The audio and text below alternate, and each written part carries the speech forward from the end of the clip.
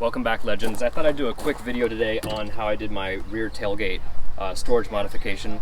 So basically what I did, if you come over here you can see I chose a piece of stainless steel, and it's way too thick of a gauge, unfortunately, so every time you open it you have to, it's basically like getting a bicep workout. So you can choose a thinner gauge steel. That did give me some peace of mind as far as the strength of being able to just, you know, stand on this and it not breaking or bowing too much. So anyways, my dimensions here, width-wise for the outer piece is going to be 52.5 inches by 15.25 inches. So that was the initial piece that I cut. And the door, the inner door, is going to be 8.5 inches wide by 46 by 46.1/8 inch long, sorry.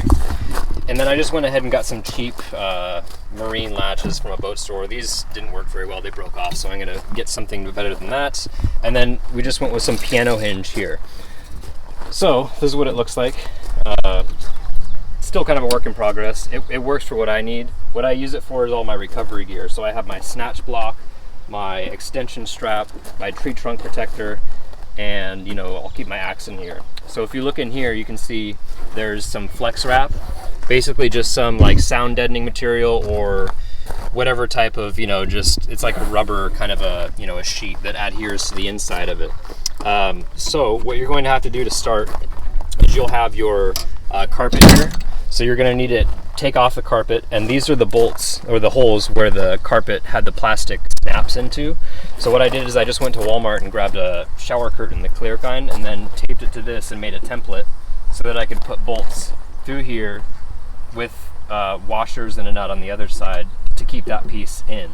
And then again with the piano hinge, I just went to connect the two pieces, and that took a little bit of time to get all the drilling done because it's thicker than I needed a piece of steel.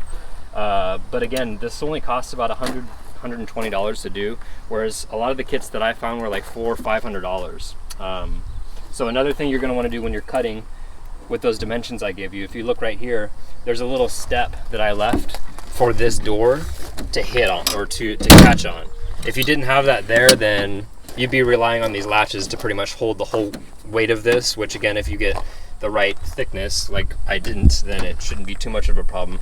But this stuff allows it to, you know, close onto something.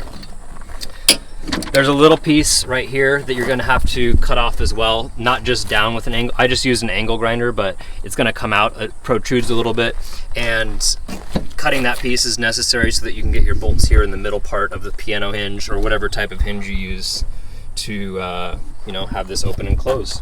So I've also got a little bit of a surprise for you guys. So I'm working at replacing this is the 1FZ, because this is a 1995 FCJ80. I'm working at replacing the 1FZ engine with a 6BT Cummins 12 valve with the P pump. So that's going to go in sooner rather than later.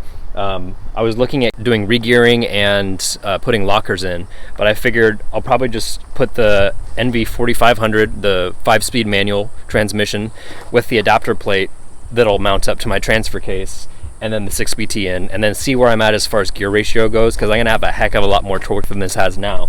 So if you're interested in keeping up to date with that, hit the subscribe button, and yeah, I'll be working on that shortly here, hopefully to get it in before the winter. So then after we get the Cummins 6BT swapped in, we're going to go ahead and replace our wheel and tire combo, which we have now, which are Toyo Open Country MTs in a 315/75 R16. I'm going to be replacing the wheels with Hummer 20-inch dual bead locks, and then we're going to be going with probably like anywhere from a 37 to a 40-inch tire. And I think the 6BT will have enough torque to move those, and then we'll look at re-gearing, and you know, I probably want to put lockers in at some point.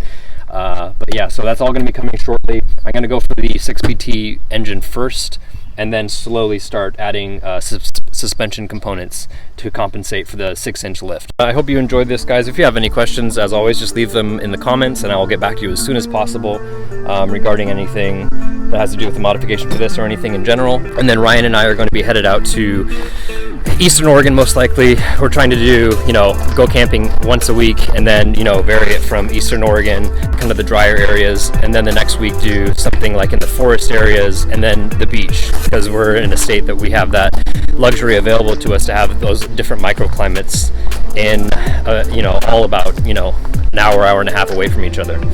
So until Tuesday, when I'll be uploading our camping video, I will see you on the trails.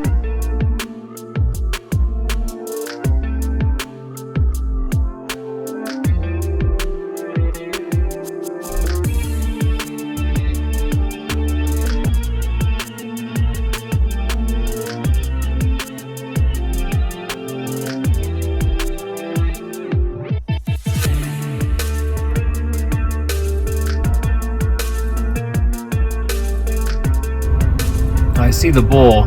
They're starting to run away though. Yep, there they are. There's the bull. He's right in front. You see him, he's leading the pack.